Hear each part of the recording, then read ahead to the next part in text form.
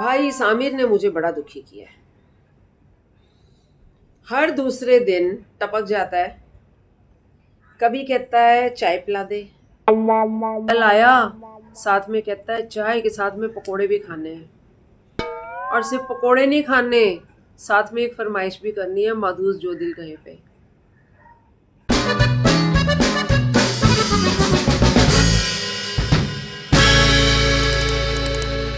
ये आमिर खान ना मेरे सपनों में बहुत आता है।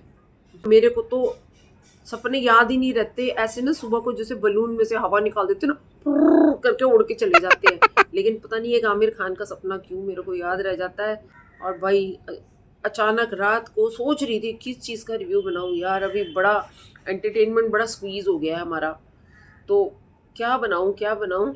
तो रात को सपने में आ ही गया, बोलता है पीके बना ना पीके पीके बना। जो दिल कहे कि इस खूबसूरत फैमिली को मेरा प्यार भरा नमस्कार आदाब। तो आज आमिर खान की सपने में आई हुई फरमाइश पर पीके लेके आई हूँ आप लोगों के लिए। ये एक मूवी नहीं है, ये एक बहुत ही गहरी और बहुत ही प्यारी सोची समझी सोच है, मैं इसको ये बोलूँगी। 2014 में आई, directed and written by Rajkumar Hirani. एक ऐसी मूवी जो ग्लोबली 832 करोड़ का इसने बिजनेस किया था बॉक्स ऑफिस पे, और सिर्फ इंडिया में पहली मूवी थी जिसने 300 करोड़ का बेंचमार्क पार किया था। तो आप समझ सकते हैं कि एक मूवी जिसको सोशली क्रिटिसाइज भी किया गया, लेकिन इतने लोगों ने उसको पसंद भी किया, तो कुछ तो है उस मूवी में। क्या है?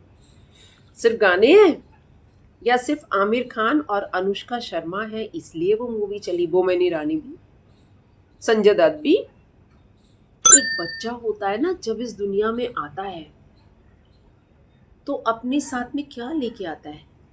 एक खाली दिमाग, बिल्कुल खाली स्लेट उसकी, जिस पर कुछ भी लिखा नहीं गया। ना उसको भाषा समझ आती है, ना उसको भावनाएं समझ में आती है, कुछ भी समझ नहीं आता। वो लोगों को फेस वैल्यू पे, जो सामने आ रहा है वो उस हिसाब से फेस वैल्यू पे लेता है। वो उसमें से अपना दिमाग नहीं चलाता कि ये लोग क्या हैं।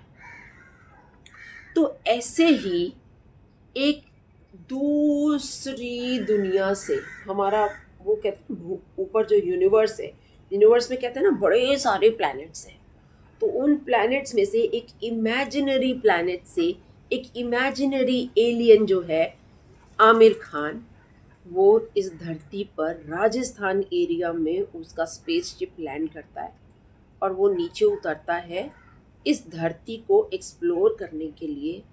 गले में उसका रिमोट कंट्रोल है, जो रिमोट कंट्रोल से उसको स्पेसशिप कनेक्ट करती है। सिर मुंडाते ही बेचारे के पड़ जाते हैं ओले। ओले क्या पड़ते हैं? उसका जो लॉकेट होता है ना, ये बड़ा वाला जो रिमोट कंट्रोल उसका गले में लटका होता है, उसको एक आदमी चोरी कर लेता है। अब ये फंस गया धरती पर। ना तो इसको धरती की लैंग्वेज पता, ना इसको लोगों के इमोशंस पता, ना इसको लोगों की हेरा फेरियां पता, और ना इसको ये पता कि ये अपना रिमोट ढूंढेगा कहाँ। बेचारा इस रिमोट को ढूंढने के चक्कर में नगरी नगरी द्वारे द्वारे भटकता है बेचारा। पहले तो लैंग्वेज नहीं आती, तो एक बड़ा अच्छा बेचारा संजू बाबा हमारा जो है ना, वो संजू बाबा बने हैं एक राजस्थानी भैरव सिंह। वो भैरव सिंह की जो है वो अपनी म्यूजिकल पार्टी है, डांस ड्रामा वगैरह करते हैं बेचारे।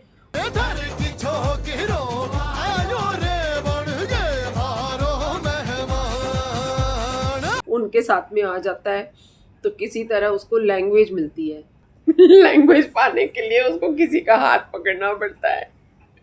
जैसे ही वो किसी का हाथ पकड़ता है, उसके अंदर जो भी भावनाएं चल रही होती हैं और उसके अंदर जो भी लैंग्वेज चल रही होती है, वो लैंग्वेज एक तरीके से कंप्यूटर में जैसे कॉपी होती है ना एक लीड के साथ, वैसे उसके अंदर कॉपी हो जाती है। तो अभी हमारा पीके जो है वो अपना जो रिमोटवा है उसको ढूंढने के लिए राजस्थान से पहुंच गया दिल्ली।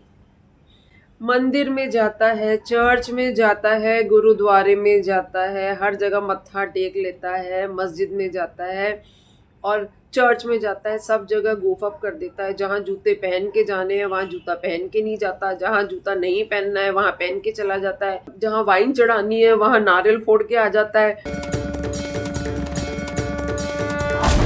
और जहाँ पे चादर चढ़ानी है दरगाह पे या किसी मस्जिद पे वहाँ पे जाके वाइन की बोतल लेके चला जाता है। तो हर जगह पिट के आ जाता है बेचारा, उसको समझ ही नहीं आता। एक क्रिश्चियन अगर वाइट कलर की ड्रेस में ब्राइड है तो नहीं, सफेद तो मरने पे पहनते हैं। मरने पे काला पहनते स्टूपिड। मुझे चिकन बहुत पसंद है, इसका मतलब ये नहीं है कि उसको चिकन के लिए कोई प्यार है, कुकड़ के लिए प्यार है। इसका मतलब आज रात को चिकन बनने वाला है, वो बेचारा हलाल होने वाला है। तो वो उस लैंग्वेज में कंफ्यूज होता है कि इसका मतलब क्या है। ये बेचारा मासूम सा इंसान जिसको इस धरती के कायदे कानून, कस्टम्स, रीति रिवाज, धर्म, जाति, इसके बारे में कुछ भी नहीं पता, वो कैसे अपना वो रिमोट ढूंढेगा। ऐसे में इसको मिल जाती है एक स्ट्रगलिंग जर्नलिस्ट। हम यहाँ लगाता ताकि कौन पीटे नहीं। और वो स्ट्रगलिंग जर्नलिस्ट कौन है? वो है हमारी Anushka Sharma in the role of Jagat Janani. तो अपने आप को जग्गू बुलाती है और एक्सीडेंटली इससे मिलती है। पहले तो इसकी बातों पर उसको विश्वास नहीं होता, जो भी ये बोलता है सब लोग उसको कहते हैं ना पी के है क्या, मतलब कि पी के आया है क्या, शराब चढ़ाई हुई है क्या दिमाग के ऊपर। तो इसका नाम ही पीके पड़ जाता है बेचारे का। तो धीरे धीरे करके जग्गू को विश्वास होता है कि हाँ, जो पीके बोल रहा है वो सच बोल रहा है, और अब वो चाहती है कि उसका रिमोट भी ढूंढ के दे, और साथ साथ में वो जो ये तपस्वी बाबा है उनको वो एक्सपोज भी करना चाहती है। तो पता चलता है वो जो रिमोट है वो उन्हीं तपस्वी बाबा जी के पास मिल जाता है। ये शिव जी के डमरू का टूटा हुआ मनका है। तो वैसे करके वो उसको दुनिया को प्रेजेंट कर रहे हैं और सारी दुनिया पगलाई हुई है।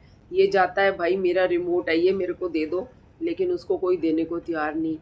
इस तरह से जग्गू उसको हेल्प करती है, लेकिन इस हेल्प करने के चक्कर में हमारे पीके को हो जाता है जग्गू से प्यार।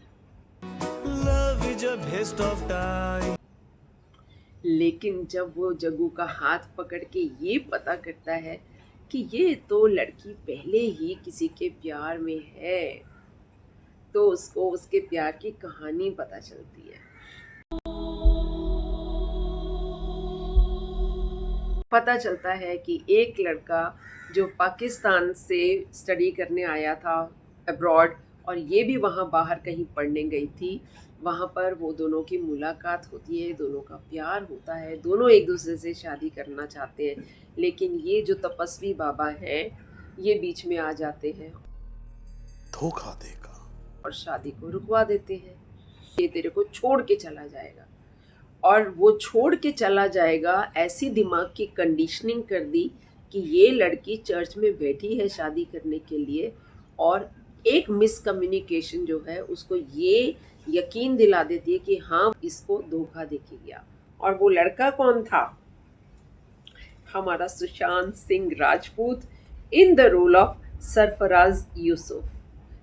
ऐसी कितनी चीजें हैं। ठप्पा किधर है दिखा। He is so confused. तो ये डायरेक्टर ने, राइटर ने कितनी ब्यूटीफुली उस कॉन्सेप्ट को प्रेजेंट किया है। सबसे खतरनाक रॉन्ग नंबर, इससे लोग मरता है अलग। What a beautiful message. और सबसे अच्छा सीन जिसने इस मूवी में मुझको रुला दिया। आपका नाम जग्गू है? मोहतरमा, सरफराज यूसुफ रोजाना सुबह 9 बजे हमें लाहौर से फोन करते हैं। Oh God, that feeling was amazing. It's a beautiful movie. गाने बहुत प्यारे हैं। है कहाँ रे तू भगवान, है कहाँ रे तू, और वो वाला तुझे तक तक तक जवान, ये तो है वेस्ट ऑफ टाइम, ये love is waste of time. और कौन सा था? सारे गाने इसके बहुत अच्छे हैं। I really loved the songs, the presentation of the movie, the messages conveyed by the movie. This is what is required by our Indian Bollywood industry. हमको ऐसी मूवीज़ चाहिए जो हमको एक पूरे वर्ल्ड में एक ऐसी छाप छोड़े कि ये है इंडिया, ये है इंडिया की क्वालिटी और ये है इंडिया के लोगों की सोच। बहुत ही बेहतरीन मूवी। अगर आप लोगों ने नहीं देखी है तो ज़रूर देखिए, मेरे कहने से ज़रूर देखिए। PK movie, PK. Time to read some messages. Life वापस आ रही है धीरे धीरे करके चैनल पर। बहुत से लोग वापस कमेंट करने लगे हैं और मुझे बहुत खुशी है। इस फैमिली के लोग इतने समझदार हैं, इतने समझदार हैं। नीलिमा बोलती हैं, अभी मैंने नादानिया का रिव्यू दिया ना, अभी कल, इतना बेकार यार मूवी। हाँ, उसके बारे में मैंने एक चीज़ बोली थी कि सीए का बेटा सीए बने, हमें कोई परेशानी थोड़ी है। तो इसी तरीके से वो भी बने, स्टारों के बच्चे भी बने, बेशक स्टार, हमें कोई परेशानी थोड़ी है, लेकिन कैलिबर होना चाहिए। तो उसमें एक चीज़ उन्होंने एक और पॉइंट ऐड किया, कहते फॉर योर पॉइंट सीए का बेटा सीए बनता है तो वो सीए एग्ज़ाम क्वालिफाई करके बनता है ना, बट ये जो बॉलीवुड के नेपो किड्स हैं वो कौन सी क्वालिफिकेशन के साथ एंटर करते हैं। तो बात तो सही है भाई, नीलिमा जी ने पॉइंट तो सही उठाया। और एक हमारी बच्ची है नसरीन अल्ताफ़, ये मेडिकल की तैयारी कर रही है, स्टूडेंट है, और वो मुझे पहले भी एक बार मैसेज कर चुकी हैं कि आंटी मेरे पास बिल्कुल टाइम नहीं होता मेडिकल की पढ़ाई के साथ कि मैं सीरियल देखूं या ड्रामा देखूं, लेकिन आपका रिव्यू मैं बहुत सुनती हूँ। तो उसने क्या बोला, वो लिखती है, tomorrow is my paper but here for your review. आपका रिव्यू सुनने के लिए मैं यहाँ पे आई हुई हूँ, कल पेपर है मेरा।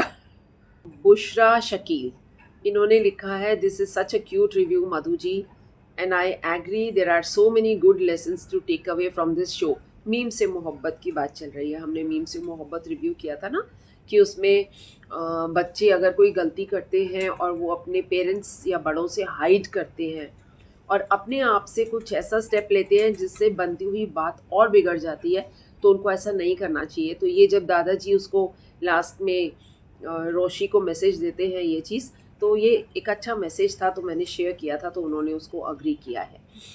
तो फिर और है एक जनमार, वो कहते हैं, don't care what you review because I just want to listen to you. क्योंकि किसी का नादानिया का रिव्यू दिया था मैंने, 3 मिनट का एक फास्ट बना दिया था, क्योंकि देखा ना तो उसके बाद मेरे से रुका नहीं जा रहा था कि यार स्क्रीन खोलूँ और एक बार तो बोल दूँ कि ये बिल्कुल बकवास मूवी है और क्या बना रहे हो। काश हमारी इंडस्ट्री तक ये बात पहुँचे तो वो लोग ये देखें कि पब्लिक को क्या पसंद आ रहा है और क्या नहीं आ रहा और हमें क्या करना है। ऑल्दो फिर मैंने बाद में देखा बड़े लोगों ने ट्रोल किया हुआ है उसको नीचे, मैंने तो बड़े आराम से बोला था, लोगों ने तो पता नहीं क्या क्या बोला हुआ है। तो पर मैं जैसा बोला ना, मैं पहले रिव्यूज़ पढ़ती नहीं हूँ दूसरों के, नहीं तो फिर वो साबोटाज हो जाता है अपना रिव्यू। एक और जनमार ने ही लिखा है, I can listen to you all day even if you are reviewing something I have never watched. तो ये जो आप लोगों का विश्वास है ना, यही मेरे को बस मजबूर करता है कि मैं कैमरा खोलूं और शुरू हो जाऊं। चलो फिर मिलते हैं मधुज जो दिल कहे में मैं अपने दिल की बातें करती हूँ। शुक्रिया, खूब खुश रहें।